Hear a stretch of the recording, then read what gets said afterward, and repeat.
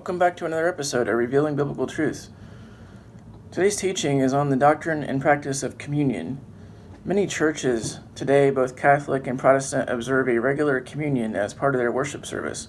But is it biblical? And how often should we do it? The communion purports to use Scripture, but also incorporates pagan practices, surprisingly. And surprisingly, the weekly observance of this is found nowhere in Scripture. The following verses cover this topic. For I received from the Master that which I also delivered to you, that the Master Yahusha, in the night in which he was delivered up, took bread, and having given thanks, he broke it, and said, Take, eat, this is my body, which is broken for you. Do this in remembrance of me. In the same way also the cup, after supper, saying, This cup is the renewed covenant in my blood. As often as you drink it, do this in remembrance of me.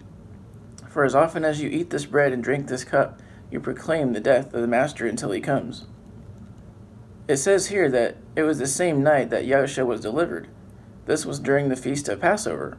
He told us to do this, the Passover, in remembrance of him, and that by doing so we proclaim his death until he comes again. Here's another passage.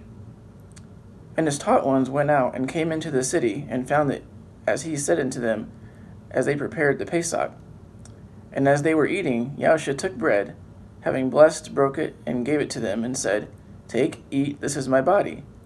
And taking the cup, giving thanks, he gave it to them, and they drank all from it.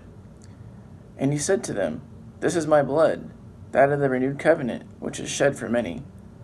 Truly I say to you, I shall certainly no more drink of the fruit of the vine till that day, when I drink it anew in the reign of Elohim. So again, they were eating the Passover meal together. He told them that the bread was symbolic of his body, and the wine was the symbolic of his blood. He said he would drink it again with them in the kingdom when he returns. The story is repeated in the other Gospels. Now the disciples did regularly meet in their houses, and also in the synagogue on the Sabbath day, as they had common meals together. But these were not the Passover meal, and Yahusha told us specifically to do this, the Passover, in remembrance of him. So the only biblical foundation for a communion or Lord's Supper meal is the Passover meal, which happens once a year. The Eucharist, as the Catholics practice, is a combination of Passover with a pagan sun worship. It is performed on Sunday, the day of the sun, and involves a circular sun-shaped wafer, which goes back to making cakes for the Queen of Heaven, Ishtar. In addition, the Pope or priest will hold up a monstrance with the sun on it, like so.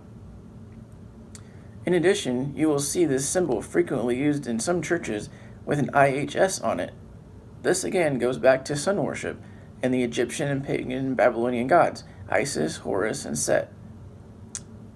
It is time to come out of Babylon and observe only what the Scriptures teach, keeping the Passover meal and remembering the sacrifice that Yahusha made for us while doing it. If you enjoyed this teaching, give it a like and subscribe to my channel. Hit the notification bell so you don't miss out on future videos. Thanks for watching. Until next time, Shalom.